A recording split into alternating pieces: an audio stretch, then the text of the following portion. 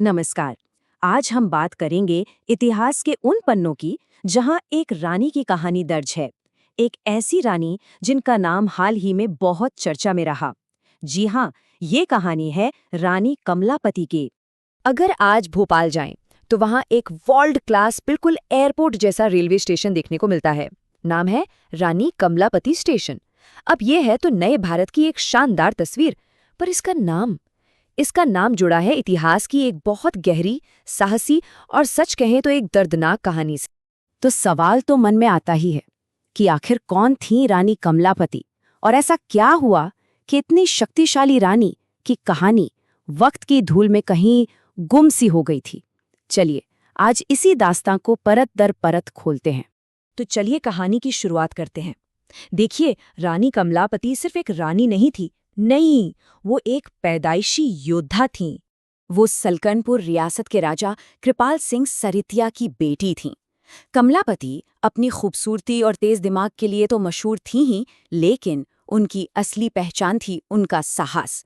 अरे बचपन से ही उन्होंने घुड़सवारी, मल्ल युद्ध और तीरंदाजी में महारत हासिल कर ली थी।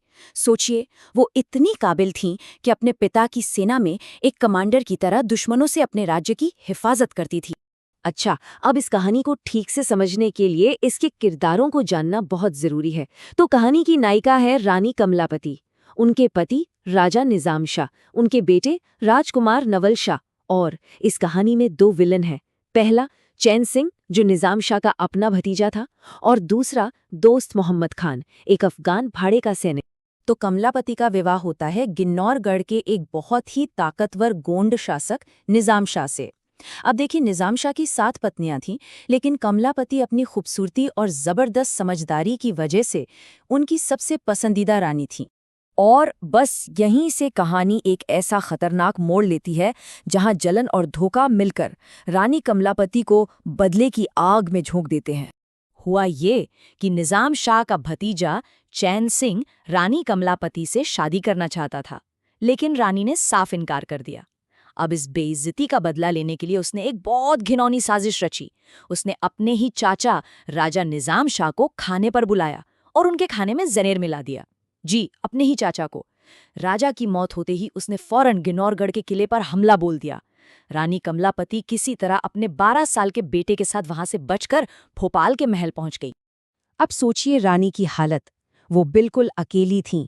पति की हत्या हो चुकी थी, राजपाट छिन चुका था, पर उन्हें सिर्फ बचना नहीं था, उन्हें अपने पति की मौत का बदला भी लेना था।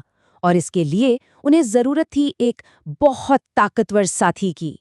तो उन्होंने मदद मांगी दोस्त मोहम्मद खान नाम के एक अफगान भाड़े के सैनिक से। सौदा सीधा था। रानी ने वादा किया कि अगर वो उनके पति के कातिल चैन सिंह को मार देता है तो वो उसे 1 लाख रुपए देंगी। लेकिन कहानी का सबसे बड़ा धोखा तो अभी बाकी था। एक ऐसा धोखा जहां रक्षक ही भक्षक बन गया, और एक ऐसा धोखा जिसने भोपाल का भविष्य हमेशा हमेशा के लिए बदल कर रख दिया। तो दोस्त मोहम्मद खान ने अपनी सेना के साथ चैन सिंह को तो मार गिराया। रानी का बदला पूरा हो गया। लेकिन कहानी यहाँ खत्म नहीं हुई, बल्कि यहीं से असली कहानी शुरू हुई। दोस्त मोहम्मद की नीयत एकदम से बदल गई और उसने गिन्नौरगढ़ के किले पर खुद ही कब्जा कर लिया। अब वो सिर्फ पैसे के लिए लड़ने वाला एक सैनिक नहीं रह गया था। नहीं, वो रानी की खूबसूरती और उनके विशाल राज्य पर फिदा हो चुका था। उसने रानी के सामने शादी का प्रस्ताव रख दिया, लेकिन असल में उसका इरादा रानी को अपने हरम में शामिल करने का था। और ये अपमानजनक प्रस्ताव, ये एक ऐसी चिंगारी साबित हुआ जिसने एक भयानक युद्ध को जन्म दिया। एक ऐसा युद्ध जिसे आज भी इतिहास लाल घाटी के युद्ध के नाम से याद करता है। जब रानी के सिर्फ 14 साल के बेटे नवल शाह को इस नापाक इरादे का पता चला तो उनका खून खौल उठा। उन्होंने अपनी मां के सम्मान के लिए लड़ने का फैसला कर लिया। नवल शाह अपने सिर्फ 100 जाबाज साथियों के साथ मैदान में उतर गए, लेकिन दोस्त मोहम्मद की हजारों की सेना के सामने वो ज्यादा देर टिक नहीं सके। वो और उनके सारे साथी लड़ते लड़ते वीरगति को प्राप्त हुए। कहते हैं उस दिन उस घाटी में इतना खून बहा था कि उसका रंग ही लाल हो गया, और तभी से उसका नाम लाल घाटी पड़ गया। एक तरफ बेटे की मौत की खबर, दूसरी तरफ दुश्मन अपनी दहलीज पर खड़ा। ऐसे में रानी कमलापति ने वो आखिरी कदम उठाया जिसने उनकी कहानी को इतिहास में हमेशा के लिए अमर कर दिया। अब रानी के पास दुख मनाने का वक्त भी नहीं था। उनका इकलौता बेटा, उनकी आखिरी उम्मीद, जंग में मारा जा चुका था। और अब वही दुश्मन जिसने उनके बेटे को मारा था, उसकी सेना महल के दरवाजे पे खड़ी, जीत का जश्न मनाने के लिए तैयार थी। चारों तरफ से घिरी, बिल्कुल अकेली, रानी कमलापति के सामने अब सिर्फ दो ही रास्ते थे, या तो अपमान भरी हार या फिर सम्मानजनक अंत। उन्होंने अपना गौरव चुना। उन्होंने फैसला किया जल समाधि लेने का। ये अपने सम्मान को बचाने के लिए खुद को जल में समर्पित कर देने की एक प्राचीन प्रथा है। ये बात है साल 1723 की। जैसे ही दोस्त मोहम्मद की सेना ने महल को घेरा, रानी ने अपने महल के पास बने बांध के दरवाजे खुलवा दिए। देखते ही देखते पूरा महल पानी में डूबने लगा और रानी ने अपने सारे खजाने के साथ उसी पानी में अपनी जान दे दी। उन्होंने न तो खुद को दुश्मन के हाथ लगने दिया और न ही अपने राज्य की दौलत। तो चलिए अब वापस आज के दौर में लौटते हैं।